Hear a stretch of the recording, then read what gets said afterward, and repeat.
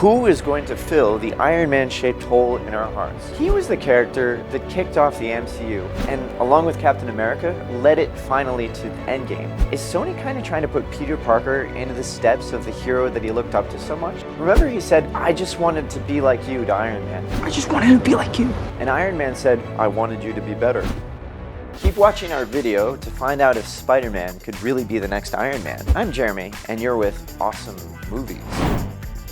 Why don't we start by talking about what makes these two heroes more similar than you might have thought? Now we know what you might be thinking. There's no way Peter Parker could replace Tony Stark, because Tony Stark is a genius. Well, my friends, longtime Spider-Man fans will tell you that the kid sports a genius-level intellect of his own. How do we know this? His super awesome web shooters for starters. Some of you may remember how controversial it was when Tobey Maguire's Spider-Man could shoot biological webs out of his own body, instead of the classic web shooters from the comics. But the new Peter Parker stays true to his comics origins and invents the web fluid using his superior understanding of chemistry at only 15 years old.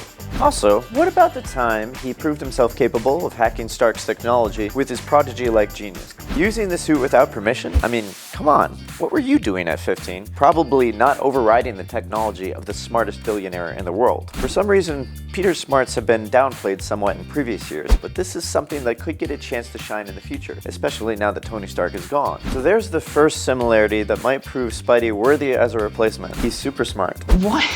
What are you doing?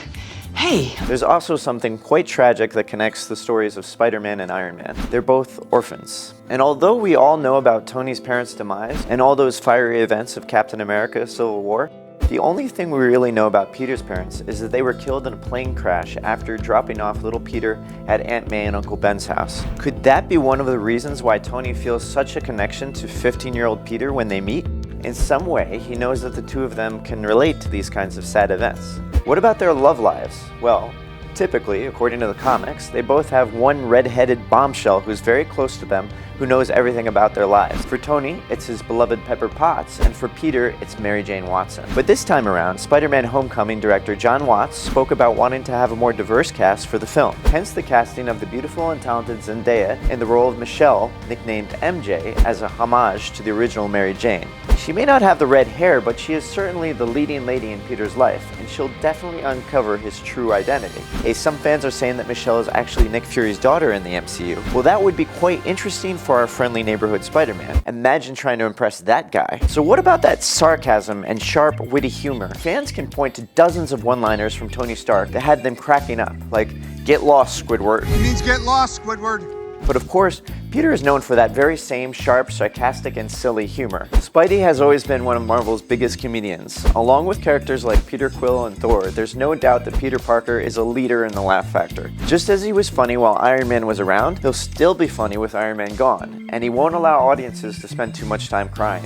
What do you think? Let us know in the comments below. Alright. All these traits unite these two heroes together. But what makes Spider-Man unique and different from Iron Man? The first major difference lies in how they became superheroes. For Peter, getting his powers was basically one big accident, bitten by a radioactive spider. Yes, there was some ingenuity involved in there, but his journey was not as hard-fought as Iron Man's, who literally built everything that made him a superhero with his bare hands. He became who he was after being ambushed by a convoy in Afghanistan and being severely injured. This is what sparked the renaissance in his character and gave us the Tony that we came to love. But some might ask, are these events so different? Because really, both were accidents. Would we have an Iron Man if Stark's convoy hadn't been ambushed and if he hadn't met Yin Sen, who helped him learn a bit of humility? The world may never know. But anyway, the second difference definitely has to be in their egos. Genius, billionaire, playboy, philanthropist. Need one say more?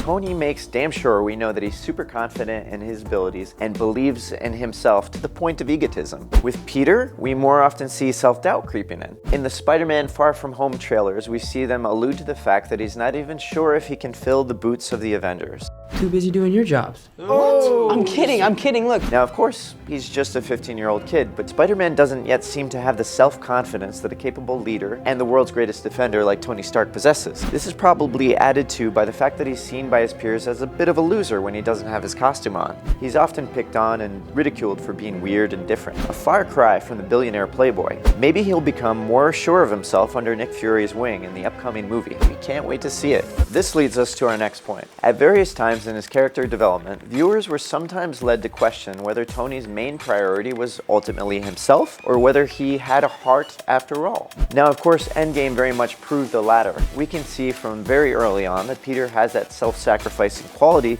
that the younger Tony Stark didn't have. From early on, the teen is willing to put his life in danger to try to do the right thing. Not to mention, he did it, at least for a while, while still keeping his identity a secret from Aunt May in order to try and protect her. Point is, this might make Spider-Man an even greater leader than Iron Man, as he's shown himself to be selfless from a very early age. Another obvious difference is one thing, or shall I say, billions and billions of things. We know that Spider-Man has his powers and therefore doesn't really need the level of wealth that Tony Stark has in order to be a superhero, but it's fair to say that Iron Spider suit was an attractive upgrade. Activating instant kill.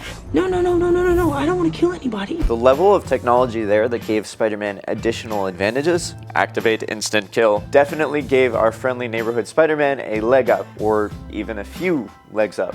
Pun intended. Of course, tech like that can only be funded by millions of dollars, which we know that Peter doesn't have. In the comics, he mostly makes money selling photos of Spidey to the Daily Bugle. At one point, he gets so desperate for money that he joins the Fantastic Four, thinking they get paid to be superheroes. Anyway, it leads one to wonder, did Tony maybe leave a bit of spare change for Parker to inherit? He could really follow in the footsteps of his benefactor if he were to continue developing the technology to be an even more powerful hero.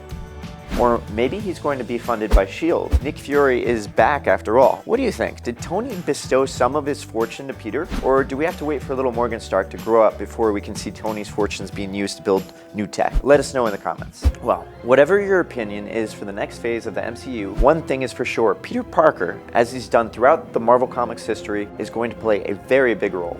We know that Iron Man was the whole reason for the resurgence of the MCU, and Robert Downey Jr. carried that mantle with style for over a decade. But now it's time for a new phase, a new era. It's likely that somebody will be at the forefront to lead it and have us all waiting at the edge of our seats to watch the new movies. Could Tom Holland's Peter Parker be that guy? Is Spider-Man the MCU's new Iron Man? Let us know what you think about this in the comments below. Did you like our video? Why don't you like and subscribe so that you never miss out on more of our amazing content? I'm Jeremy, and thanks for watching Awesome Movies. Until next time.